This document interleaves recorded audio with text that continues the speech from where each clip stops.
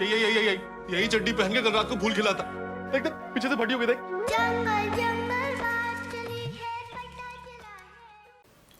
Aujourd'hui, on parle de Bedia, qui était présenté dans la section asiatique au NIF, et c'est un film qui nous a marqué, malgré sa longueur. On est sur un film de plus de 2h30, mais on est finalement resté scotché à notre siège. Alors, c'est l'histoire d'un petit groupe de 3 personnes qui sont embauchées par une entreprise, et ils vont aller au cœur de la forêt indienne pour essayer de convaincre les habitants d'accepter qu'un chantier fasse traverser une gigantesque route au milieu de la forêt.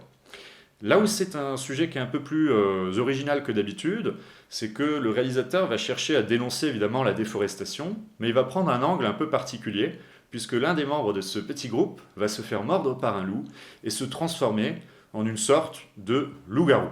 Alors là où c'est vraiment drôle, de ce côté-là, parce qu'il va vraiment flirter entre les registres, alors il y a des petites blagues potaches, etc., c'est qu'il a également un message, et il va mettre en parallèle cette maladie du loup-garou avec le virus, par exemple du Covid, et ces théories qu'on a pu voir fleurir, qui sont probablement d'ailleurs les plus sérieuses, comme quoi l'homme, à force de pratiquer la déforestation, se rapproche d'écosystèmes qu'il n'aurait jamais dû côtoyer, et donc à un moment les virus vont franchir la barrière interespèce et provoquer des pandémies.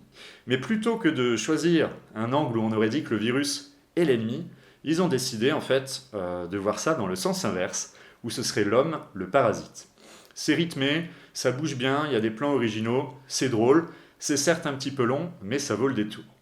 On vous recommande de voir Bedia lorsqu'il sortira en salle, ne serait-ce que parce que c'est pas tous les jours qu'on voit du cinéma indien avec un angle un petit peu plus politique, voire anticapitaliste. Et n'hésitez pas à nous suivre sur Mag pour voir nos prochaines vidéos.